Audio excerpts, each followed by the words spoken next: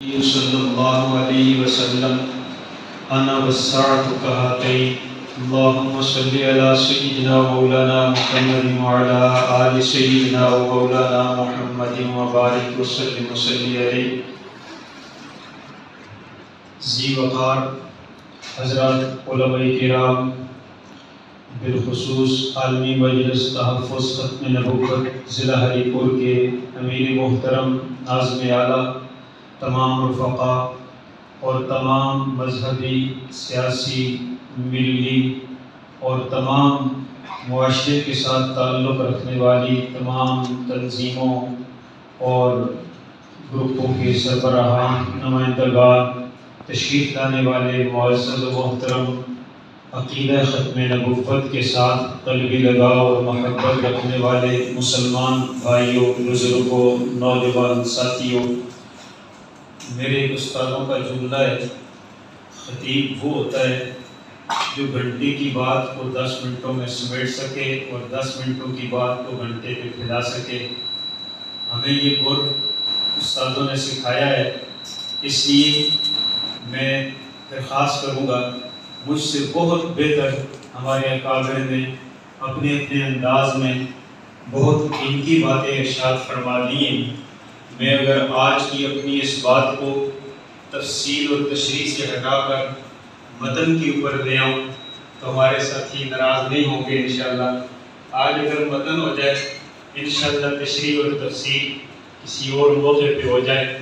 میں متن ذکر کرنے کے لیے 4 چیزیں آپ کے سامنے ذکر کروں گا۔ پہلی چیز، ہمارے آج کا عنوان ہے عقیدہ ختم نبوت اور ہماری ذمہ داریاں۔ عقیدہ ختم نبوت پہ 2 باتیں عرض کرتا ہوں، ہماری ذمہ داریوں پہ 2 باتیں عرض کرتا ہوں، اور یہ عرض ہماری بطور متن ہوگی، بطور تشریح اور تفصیل نہیں ہوگی۔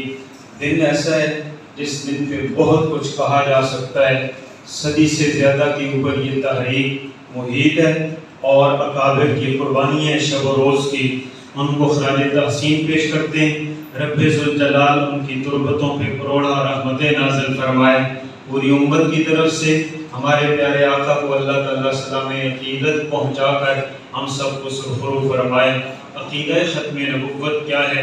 عقیدہ ختم نبوت کے لیے قرآن کے پہلے صفحے سے لے کر آخری صفحے تک دلائل بکھرے ہوئے ہیں۔ میں نے صرف متن ذکر کرنا ہے۔ پہلے صفحے پر آیت ہے والذین یؤمنون بما انزل الیک، متقین وہ ہوتے ہیں جو قرآن سے فائدہ اٹھاتے ہیں اور جن کو قرآن سے فائدہ ہوتا ہے۔ ان متقین کی نشانیاں شروع کی ہیں، الذین یؤمنون بالغیب ویقیمون الصلاۃ ومما رزقناہم ینفقون۔ چوتھی نشانی ان کی یہ ہے والذین یؤمنون بما انزل الیک وما انزل من قبلک۔ متقی اور قرآن کے اوپر حقیقی ایمان لانے والے وہ ہیں جو قرآن کے اوپر بھی ایمان لاتے ہیں جو حضور پہ اترا ہے، اور حضور سے پہلی وحی پر بھی ایمان لاتے ہیں۔ اگر حضور کے بعد کسی اور وحی کا وجود ہوتا، رب ذوالجلال فرماتے وما انزل من بعدک، جب قرآن نے ما انزل من بعدک ذکر نہیں کیا، ہمیں پتہ چل گیا کہ جو ما انزل من بعدک کہہ کر حضور کے بعد کسی وحی کا قائل ہوگا، کسی نبی کا قائل ہوگا، نہ قرآن کا ماننے والا ہے، نہ قرآن سے اس کو فائدہ ہوگا، اور نہ وہ امت مسلمہ کا حصہ ہوتا ہے۔ دوسری دلیل بڑی مشہور سورۃ الاحزاب کی، سب نے سنی ہے، خاتم النبیین کہا گیا۔ تیسری دلیل، پیارے آقا علیہ السلام نے یوں انگلیوں کا اشارہ کر کے ایک دفعہ ارشاد فرمایا انا والساعۃ کہاتین، میں اور قیامت ان 2 انگلیوں کی طرح ہیں۔ یہ میں ہوں، یہ قیامت ہے، یہ میں ہوں تو یہ قیامت ہے۔ علماء نے جس طرح ما فعل یا ابا عمیر ما فعل بک النغیر کے جملے سے 104 مسئلے نکالے۔ علماء نے اس حدیث پہ بے شمار مسائل پہ بحث کی ہے۔ ایک مسئلہ اس میں یہ ذکر کیا ہے، فرمایا حضور انگلیوں کا اشارہ کر کے ارشاد فرما رہے ہیں کہ جس طرح ان 2 انگلیوں کے درمیان تیسری کوئی انگلی نہیں ہے، میرے اور قیامت کے درمیان کوئی دوسرا نبی نہیں ہے. اور ساتھ ہی فرمایا دوسرا مسئلہ اس سے یہ نکلا اگر دو انگلیوں کے درمیان کوئی شے نکل ہی آئے اس کو بیماری کہتے ہیں, اس کو پھوڑا کہتے ہیں, اس کو پھنسی کہتے ہیں, اس کو کینسر کہتے ہیں. اور اس کا علاج کرانے کے لیے کبھی بھی لاڈ نہیں کیا جاتا, کبھی بھی پیار نہیں کیا جاتا, کبھی اس کو بھائی نہیں کہا جاتا, بیچ میں نکلنے والی کو انگلی نہیں کہا جاتا, قورمہ نہیں کہا جاتا, گوشت کا ٹکڑا نہیں کہا جاتا, ہاتھ کا اور جسم کا حصہ نہیں کہا جاتا, بلکہ کہا جاتا ہے یہ پھوڑا ہے, یہ پھنسی ہے, یہ بیماری ہے, یہ کینسر ہے, جتنے جلدی ہو سکے اس کو کاٹ کے پھینک دیا جائے. فرمایا علماء نے, فرمایا حضور بتانا یہ چاہتے ہیں میرے اور قیامت کے درمیان میں اگر کوئی مدعی آ جائے اسے بھی اور اس کے ماننے والے کو بھی جہاد کی تلوار کے ساتھ کاٹ کے پھینک دینا ہے, کبھی اس کو بھائی قرار نہیں دینا ہے. انا وسعت کہاتین ہماری ذمہ داریاں ہیں عقیدہ ختم نبوت کے حوالے سے. ہمارے اکابر نے ایک بات ذکر کی ہے, میں آپ سے عرض کرتا ہوں اس عقیدہ ختم نبوت پہ نقل لگانے کے لیے جو سب سے کاری ضرب لگی ہے, کوشش ہماری ہے انشاءاللہ 5 بجے نماز ہم 5 بجے ہی پڑھیں گے. میں عرض کرتا ہوں ہمارے اکابر نے جو سب سے زیادہ رکاوٹ پیش آئی ہے وہ رکاوٹ اس وقت پیش آئی ہے جب مرزا قادیانی اگر دلیل دیتا عیسائی کی انجیل سے, اگر دلیل دیتا زبور سے, اگر دلیل دیتا کسی گرنتھ سے, اگر دلیل دیتا کسی وید سے, اور اگر دلیل دیتا کسی باطل مذہب سے, بہت آسان تھا. لیکن اس وقت مشکل پیش آتی ہے جس وقت مرزا قادیانی نے جمہور کے عقائد کے اوپر چھڑے چلا کر یہ کہا کہ جمہور کا عقیدہ کچھ بھی نہیں ہوا کرتا, ہمارے جیسے انسان ہی تو ہے نا, اس لیے تم نے یہ کیا جمہور لگائی ہے. نتیجہ یہ ہوا جمہور کے عقیدے کا انکار کرتے ہوئے حیات عیسیٰ کا انکار کیا گیا, آمد مہدی کا انکار کیا گیا, قرب قیامت کی نشانیوں کا انکار کیا گیا. جن اکابر نے اسمبلی سے مہر لگا کے مرزائیت کو ناکوں چنے چپائے ہیں وہ اکابر وہ تھے جن میں سے ایک بھی کسی جمہور کے عقیدے کا مخالف نہیں تھا, جمہور کے عقائد کے اوپر طنز کرنے والا نہیں تھا, کام کرنے والا نہیں تھا, تنقید کرنے والا نہیں تھا. اور آج میری اور آپ کی ذمہ داری بنتی ہے اپنے اکابر کے چھوڑے ہوئے اس ورثے کی حفاظت کے لیے بنیادی طور پر ہم یہ دعوت دیں گے ہم الحمدللہ جمہور کے چھوڑے ہوئے نظریات کے ساتھ بھی ہیں, جمہور کے چھوڑے ہوئے عقائد کے ساتھ بھی ہیں, اور جان جا سکتی ہے لیکن جمہور کے خلاف ہم کبھی چل نہیں سکتے. جمہور کے نظریات یہ ہماری حفاظت ہے, یہ ہماری پناہ ہے, یہ ہماری رکاوٹ ہے.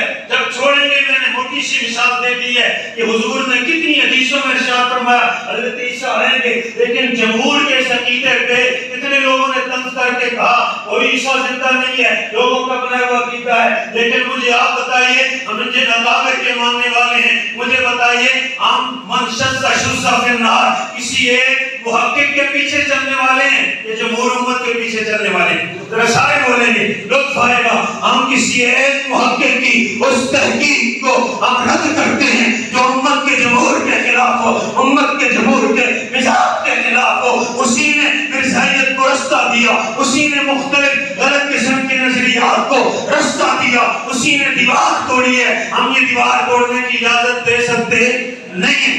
دوسری بات ہماری ذمہ داری کیا ہے؟ میں اپنی ذمہ داریوں کے حوالے سے ایک بات کہوں گا.